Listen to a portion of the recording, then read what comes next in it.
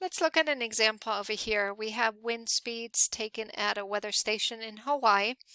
It says we have a total of 43 days displayed over here. And this is a histogram, again, looking at numeric data over here of the wind speeds. So, describe the distribution of wind speeds. So what we want to look at is the shape. We want to look at, are there any outliers? We're going to look at what is the center and what is the spread of our distribution.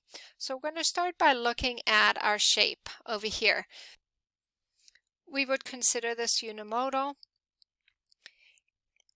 over here because we have one peak.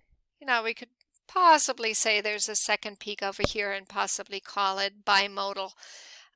This definitely looks like it's skewed to the left. So unimodal, skewed to the left, because we have that long tail on the left. Now, if you're doing a description like that on the exam, you really should say the context of our data. So you would say the distribution of wind speeds is unimodal and skewed to the left. Then we're going to look at, are there any unusual outliers? So it looks like there's an outlier between 0 and 5 miles per hour. So there is an outlier between 0 and 5 miles per hour. And just remember, with a histogram, we always are going to have the left bound over here, a square bracket. The right bound is going to be an open bracket because we'll never actually reach 5. 5 would be in the next bin. So that's something to keep in mind for these histograms. Our most common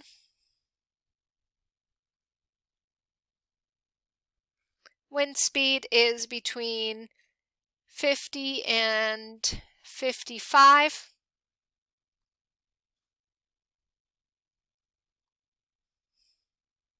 So 50 to 55 miles per hour.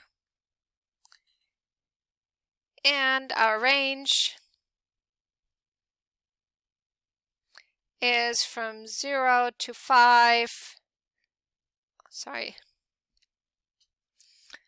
This is supposed to be a round bracket. Let's fix that. 0, 5 to 65, 70.